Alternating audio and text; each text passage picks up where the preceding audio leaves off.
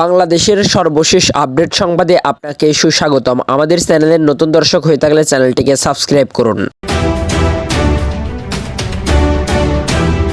ঐক্যমত্য কমিশনের কাছে প্রস্তাব দুপুর যাচ্ছে বিএনপি এনসিপি। বাংলাদেশ জাতীয়তাবাদী দল বিএনপি ও জাতীয় নাগরিক পার্টি এনসিপি আজ জাতীয় ঐক্যমত্য কমিশনে লিখিত প্রস্তাব জমা দেবে। আর এই প্রস্তাব বেলা 12টায় বিএনপি ও দুপুর 2টায় জমা দেবেন দল দুটির প্রতিনিধিরা। এই সময় বিএনপির প্রতিনিধি দলের নেতৃত্ব দেবেন স্থায়ী কমিটির সদস্য সালাউদ্দিন আহমেদ, আর এনসিপির 5 সদস্যের প্রতিনিধি দলের নেতৃত্বে থাকছেন সরোয়ার তুষার। এর আগে সংস্কার কমিশনগুলোর করা সুপারিশ চূড়ান্ত করতে 20 মার্চ থেকে আনুষ্ঠানিক সংলাপ শুরু করে জাতীয় ঐক্যমত্য কমিশন। প্রথম দিনের সংলাপে অংশ নেয় লিবারেল ডেমোক্রেটিক পার্টি এলডিপি। সেদিন রাষ্ট্র সংস্কার ইস্যুতে ঐক্যমত্য কমিশনের 166 সুপারিশের মধ্যে 120টিতে একমত পোষণ করে এলডিপি। আর শনিবার বৈঠকে যোগ দেয়া খেলাফত মজলিস ও লেবার পার্টির নেতারা সংবিধান, নির্বাচন ব্যবস্থা, জনপ্রশাসন, দুর্নীতি দমন ও বিচার বিভাগ সংস্কার কমিশনের গুরুত্বপূর্ণ 166টি সুপারিশের বিষয়ে মতামত চেয়ে 6 মার্চ 37টি দলকে চিঠি দেয় ঐক্যমত্য কমিশন। এর ধারাবাহিকতায় রাজনৈতিক দলগুলোর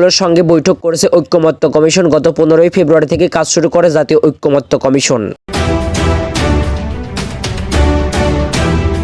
সুপ্রিয় দর্শক, এই ছিল এখনকার সর্বশেষ বাংলা আপডেট সংবাদ। পরবর্তী বাংলা আপডেট সংবাদ পেতে দেশবাণী চ্যানেলটিকে সাবস্ক্রাইব করে বেল আইকনটিকে বাজিয়ে রাখুন। আপনার মূল্যবান মন্তব্য জানিয়ে দিতে পারেন আমাদের কমেন্ট সেকশনে, আর ভিডিওটি শেয়ার করে অন্যকে দেখার সুযোগ করে দিন।